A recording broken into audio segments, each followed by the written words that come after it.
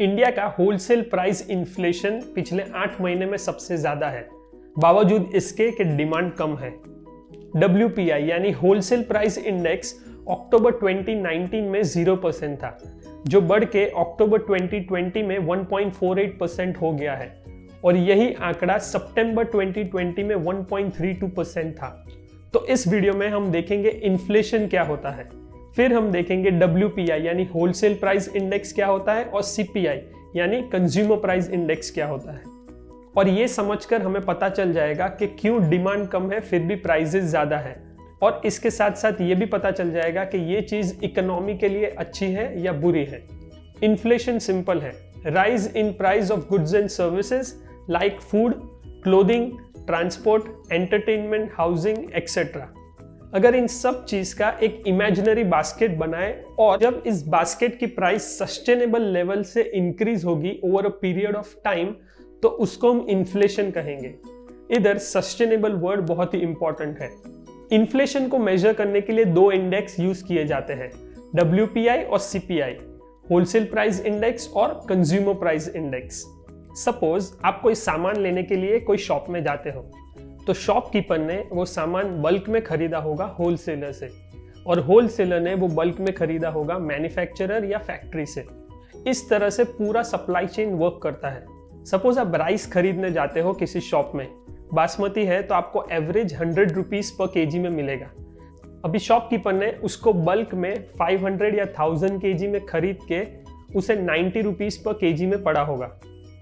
अभी दो प्राइजेस है इधर एक ही प्रोडक्ट के, एक कंज्यूमर लेवल पर और एक होलसेल लेवल पर। अभी गवर्नमेंट की नज़र दोनों प्राइजेस पर रहती है, और पहले जो हमने बास्केट की बात की थी वो बास्केट दोनों प्राइजेस पर बनाया जाता है, और इससे CPI और WPI मिलता है, कंज्यूमर प्राइस इंडेक्स और होलसेल प्राइस इंडेक्स। और ये CPI और WPI को इन्फ्लेशन कैलकुलेट करने में यूज किया जाता है। अभी WPI का डेटा रिलीज करती है ऑफिस ऑफ इकोनॉमिक एडवाइजरी, और ये फॉल करता है ministry of commerce and industry के अंदर। CPI का डेटा रिलीज करती है सेंट्रल स्टैटिस्टिक ऑफिस, जो फॉल करती है ministry of statistic and programme implementation के अंडर। WPI में सिर्फ गुड्स को कंसीडर किया जाता है और CPI में गुड्स एंड सर्विसेज दोनों को कंसीडर किया जाता है। अभी ऑब्वियसली सारे आइटम्स को हम WPI के कैलकुलेशन में यूज नहीं कर सकते, इसीलिए WPI कैलकुलेट करने के लिए सिलेक्टेड 697 आइटम्स कंसीडर किए जाते हैं। और CPI का डेटा रूरल एरिया और अर्बन एरिया से अलग अलग आता है, और रूरल एरिया के 448 आइटम्स होते हैं और अर्बन एरिया के 460 आइटम्स होते हैं CPI के कैलकुलेशन में। अभी इन्फ्लेशन इंक्रीज होगा तो ऑब्वियसली कंज्यूमर का परचेजिंग पावर रिड्यूस होगा, लेकिन आगे मैंने बताया था सस्टेनेबल वर्ड इंपॉर्टेंट है, मीनिंग कोई भी इकोनॉमी के लिए थोड़ा इन्फ्लेशन होना जरूरी है, क्योंकि ये प्रोडक्शन को मोटिवेट और बूस्ट करता है। सपोज कि आपका एक चिप्स बनाने का फैक्ट्री है जहां पे चिप्स प्रोड्यूस होता है। अभी आपने पूरा सिस्टम सेटअप करके रखा है, जिससे आपको प्रॉफिट सही मिल रहा है, प्राइसिंग सही है और सब कुछ सही चल रहा है। अब ये कुछ साल तक तो अच्छे से फंक्शन करेगा, लेकिन आपके फैक्ट्री में जो एम्प्लॉयज है वो अगर आपसे रेज मांगते हैं या फिर अगर आप एक्सपांशन करने का प्लान करते हो, तो ये केस में आपको एक्सपांशन करने के लिए अलग अलग मशीनरी लगेगी, एक्स्ट्रा स्पेस लगेगी, एक्स्ट्रा एम्प्लॉयज लगेंगे एक्सेट्रा। तो ऑब्वियसली ये सब कवर करने के लिए आपको अपने प्रोडक्ट का प्राइस बढ़ाना पड़ेगा, और इससे गवर्नमेंट और इकोनॉमी को भी फायदा है। जैसे कि आप नया मशीन खरीदते हो या नया स्पेस खरीदते हो तो उससे गवर्नमेंट को टैक्सेस मिलेंगे, और जैसे कि आपने नए एम्प्लॉय हायर किए वही मशीन चलाने के लिए, तो उससे गवर्नमेंट को एम्प्लॉय के थ्रू टैक्स भी मिलेगा। तो इसलिए कहा जाता है कि थोड़ा इन्फ्लेशन इकोनॉमी और देश दोनों के लिए अच्छा होता है। लेकिन अगर ये इन्फ्लेशन सस्टेनेबल लेवल से ऊपर जाता है तो उसे हाइपर इन्फ्लेशन कहते हैं, जो इकोनॉमी के लिए अच्छा नहीं होता। अक्टूबर में WPI 1.48% पहुंच गया, मीनिंग कि सप्लायर साइड या प्रोडक्शन साइड या फैक्ट्री साइड से रेट इंक्रीज हुआ है।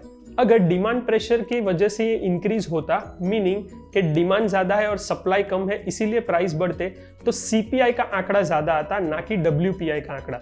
तो कभी भी आपको किसी भी गुड के प्राइजेस कहां से बढ़ रहे हैं वो देखना हो तो CPI और WPI के डेटा से आपको पता चल सकता है। कि डिमांड की वजह से प्राइसेस राइज हो रहे हैं या फिर होलसेलर अपना प्रॉफिट मार्जिन बढ़ाने के लिए प्राइसेस बढ़ा रहे हैं। अभी डिमांड कम है फिर भी प्राइस इंक्रीज क्यों होता है? मेन रीजन है लॉकडाउन। तो सबसे पहले कंज्यूमर एंड पे नजर डालते हैं। अभी लॉकडाउन की वजह से लोगों की इनकम शार्पली फॉल हुई है, उनकी सेविंग्स कम हुई है और कुछ लोगों की तो जॉब्स भी चली गई है। तो इसकी वजह से कंजम्पशन कम हो गया है। तो कंज्यूमर के एंड से देखें तो कंजम्पशन कम है और डिमांड कम है, उसकी वजह से उनको चीजें सस्ते दाम में मिलनी चाहिए, पर ऐसा नहीं हो रहा। इसीलिए प्रोडक्शन साइड पे नजर डालते हैं।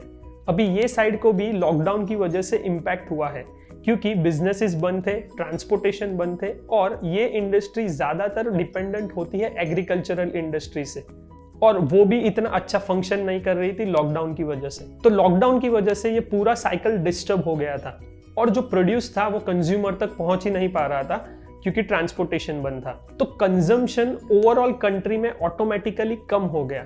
और जब लॉकडाउन खुला या अनलॉक प्रोसीजर चालू हुआ तब ये सप्लायर्स ने अपना सामान स्टॉक करना चालू कर दिया और अपने प्रॉफिट्स को कवर करने के लिए दाम को बढ़ा दिया। इससे ये होगा कि अगर होलसेल रेट इंक्रीज करता है तो इससे रिटेल वाले को भी रेट इंक्रीज करना पड़ेगा और इससे in turn as a consumer आप और मैं हमें कोई भी आइटम के लिए हायर प्राइसेस पे करने पड़ेंगे। अभी जून 2020 में गवर्नमेंट ने एमएसपी के रेट को इंक्रीज किया है, लेकिन इससे फार्मर्स को इतना फायदा नहीं हो रहा क्योंकि वो अपना प्रोड्यूस आज भी प्राइवेट प्लेयर्स को कम दाम में सेल करते हैं, एज मंडीज इतना अच्छे से एफिशिएंटली वर्क नहीं कर पाती और ये मिडलमैन, सप्लायर या होलसेलर ज्यादा प्रॉफिट कमाते हैं in comparison to the farmers, और यही लोग होते हैं जो पूरा प्राइसिंग को कंट्रोल करते हैं और यही रीजन है WPI इतना हाई जा रहा है। आशा करता हूं आपको इन्फ्लेशन, WPI, CPI सब कुछ समझ में आ गया होगा।